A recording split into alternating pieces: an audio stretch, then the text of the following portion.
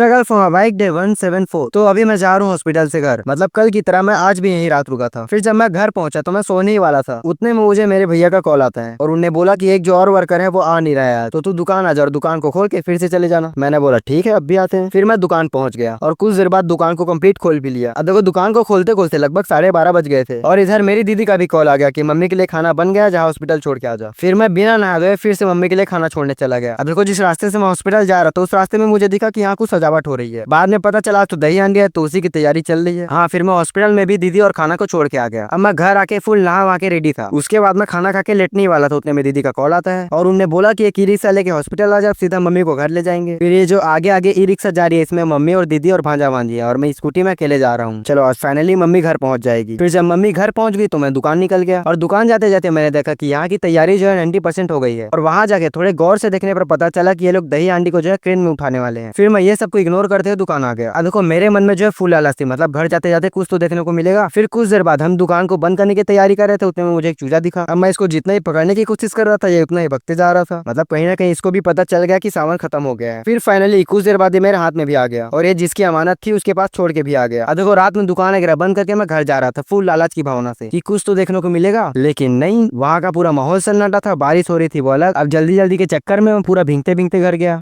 साला ये दुख का खत्म नहीं होता बे।